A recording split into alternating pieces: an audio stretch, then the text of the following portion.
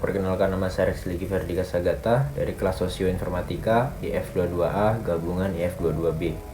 Di sini saya akan menjelaskan tentang bagaimana kode etik pengguna informasi teknologi atau Information Technology Code of Ethics dapat memiliki dampak positif dalam penggunaan teknologi.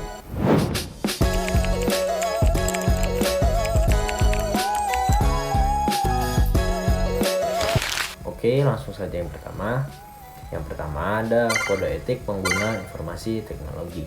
Kode etik pengguna informasi teknologi adalah pedoman atau standar perilaku bagi individu yang menggunakan teknologi informasi, terutama yang berhubungan dengan etika, tanggung jawab, dan legalitas penggunaan teknologi. Kode etik ini bertujuan untuk memastikan bahwa pengguna teknologi informasi berperilaku sesuai dengan norma yang berlaku, menghargai privasi dan hak orang lain, serta tidak menyalahgunakan teknologi. Tujuan utama dari kode etik pengguna informasi teknologi adalah yang pertama, untuk menjaga integritas dan kepercayaan, membangun dan menjaga kepercayaan antara pengguna, pengembang, dan penyedia layanan teknologi dengan menerapkan standar perilaku yang bertanggung jawab dan juga jujur.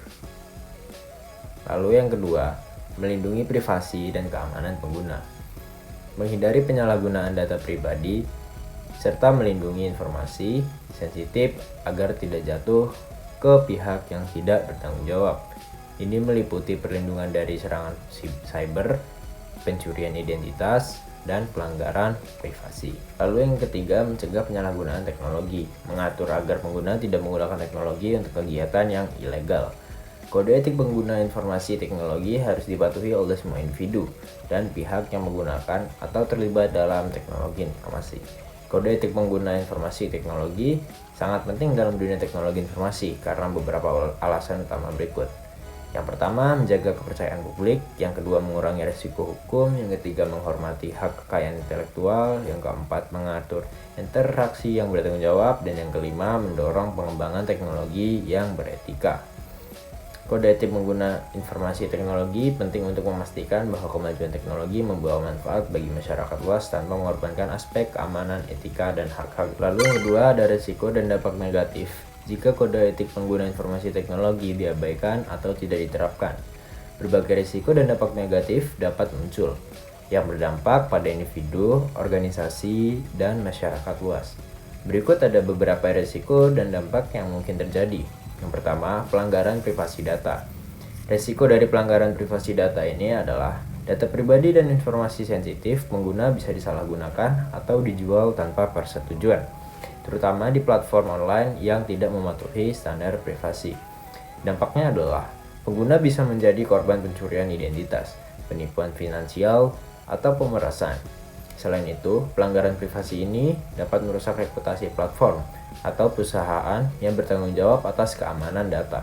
Lalu yang kedua ada ancaman keamanan informasi. Risikonya adalah jika keamanan informasi tidak diprioritaskan, data penting dapat dicuri, dimanipulasi, atau dirusak melalui serangan cyber seperti peretasan, malware, atau phishing.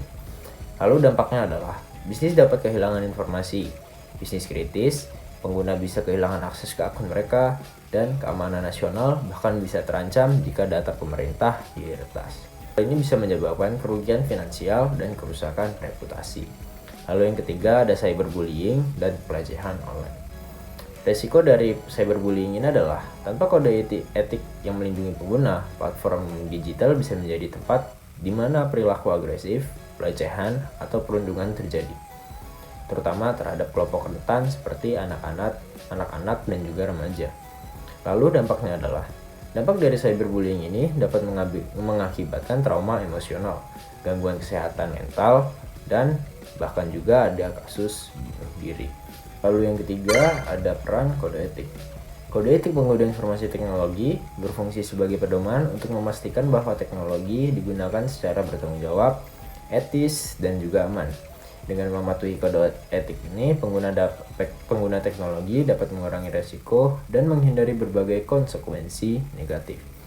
Berikut ini adalah beberapa cara konkret bagaimana kode etik dapat memitigasi risiko dan konsekuensi negatif disertai dengan contoh nyatanya.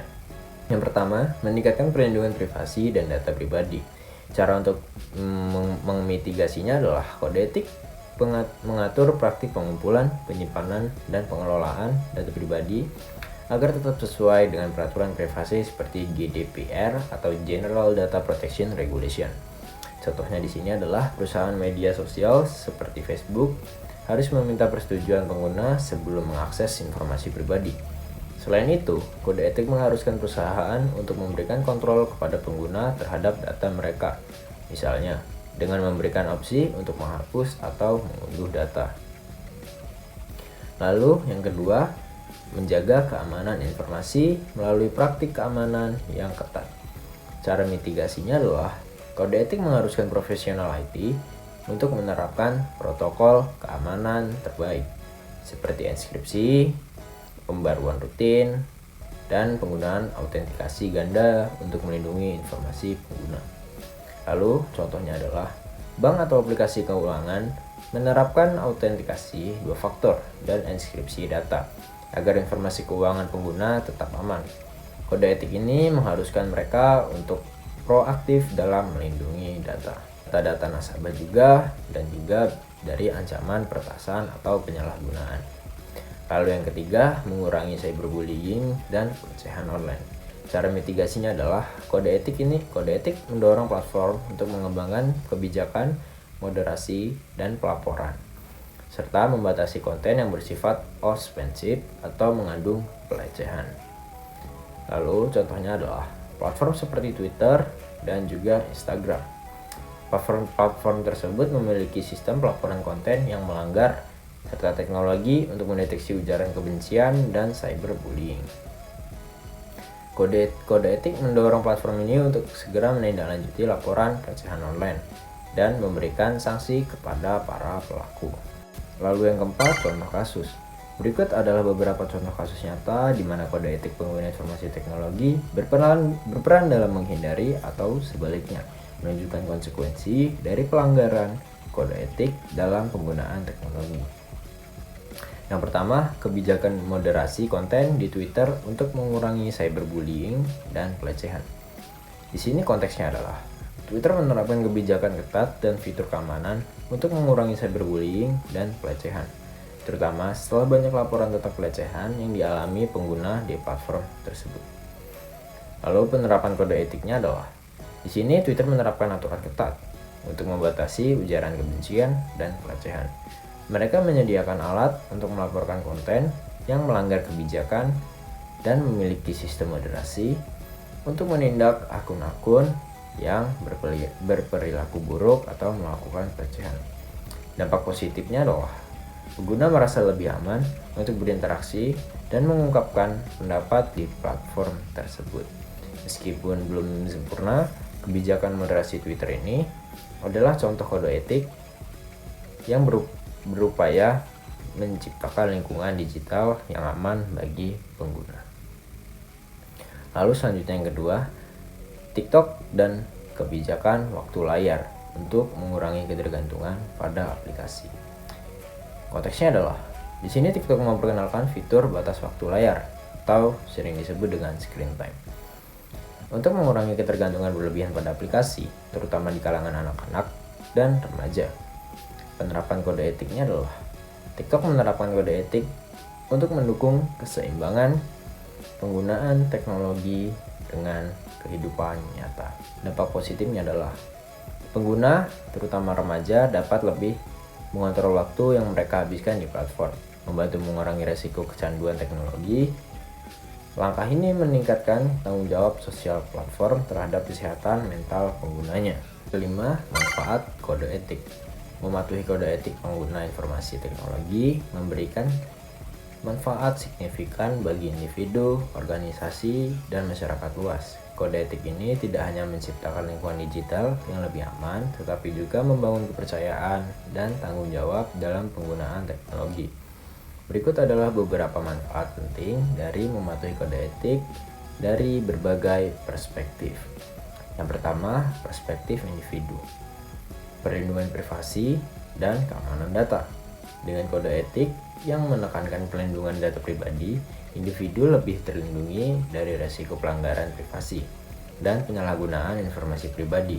Misalnya, pengguna media sosial dapat merasa aman karena data mereka tidak disalahgunakan atau dijual tanpa izin. Lalu, menciptakan lingkungan digital yang aman. Kode etik yang mencegah cyberbullying, ujaran kebencian, dan pelecehan online memberi pengguna lingkungan digital yang lebih aman dan kondusif. Ini membantu mengurangi trauma psikologis yang sering muncul akibat pelecehan di dunia maya. Lalu, yang kedua, dari perspektif organisasi.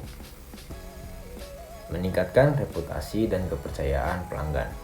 Organisasi yang mematuhi kode etik dapat membangun reputasi positif di mata pelanggan.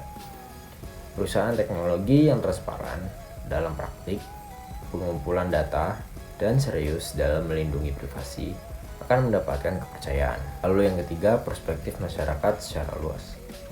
Mendorong stabilitas sosial dan kepercayaan publik. Kode etik yang ketat dalam membatasi penyebaran informasi palsu dan ujaran kebencian dapat membantu mengurangi polarisasi sosial dan ketegangan di masyarakat. Dengan ini, masyarakat dapat lebih saling menghormati dan menjaga stabilitas sosial. Lalu kesimpulannya adalah, secara keseluruhan, kode etik pengguna informasi teknologi berfungsi sebagai landasan yang mendorong penggunaan teknologi secara bertanggung jawab, aman, dan juga etis. Manfaatnya meliputi perlindungan privasi pribadi dan juga meliputi perlindungan organisasi, pengurangan risiko hukum, serta kontribusi terhadap masyarakat yang lebih aman dan adil.